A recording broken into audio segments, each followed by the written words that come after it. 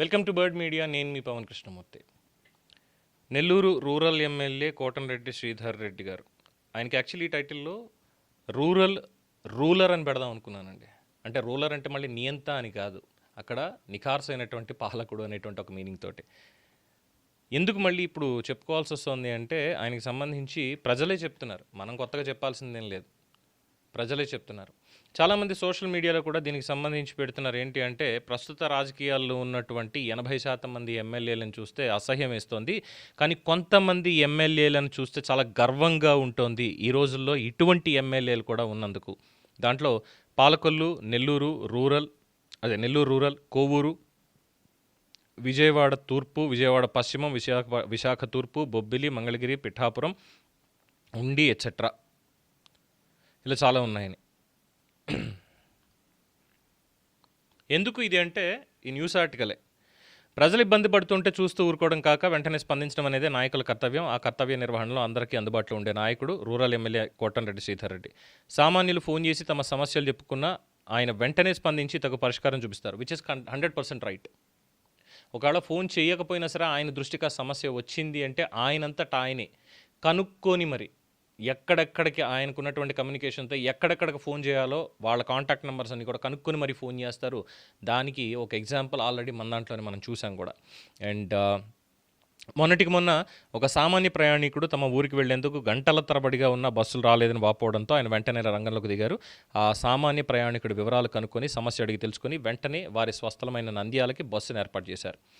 నెల్లూరుకి రొట్టెల పండగకు వచ్చిన అహ్మద్ ఆసిఫ్ అనేటువంటి భక్తుడు ఆర్టీసీ బస్టాండ్ వద్దకు చేరుకొని తన స్వస్థలమైనటువంటి నంద్యాలకు వెళ్లేందుకు మధ్యాహ్నం 3 గంటల నుంచి వేచి చూస్తున్నాడు. కానీ నంద్యాలకు వెళ్లే ఒక్క బస్సు కూడా రాలేదు.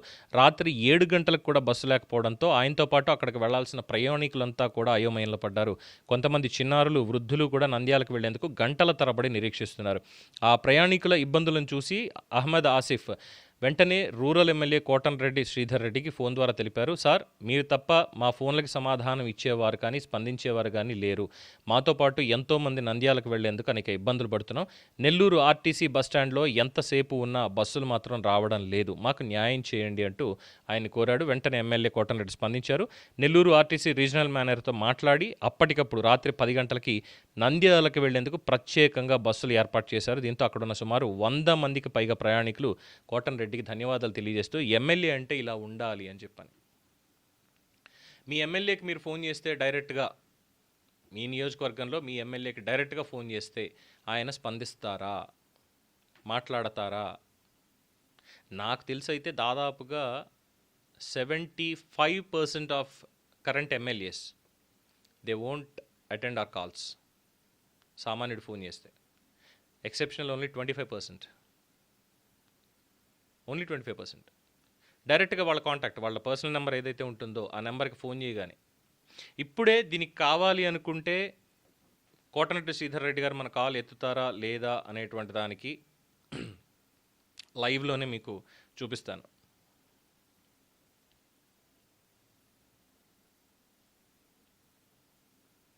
కోటంరెడ్డి శ్రీధర్ రెడ్డి గారికి ఫోన్ చేస్తున్నాను.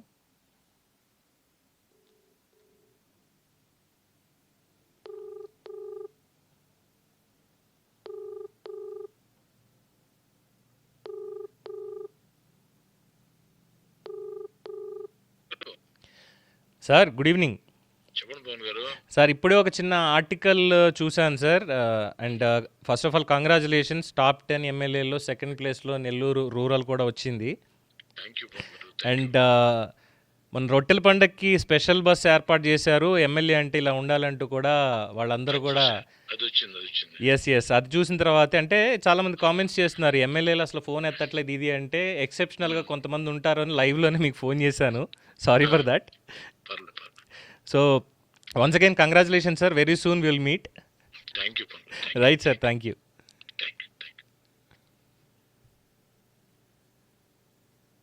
Matter over.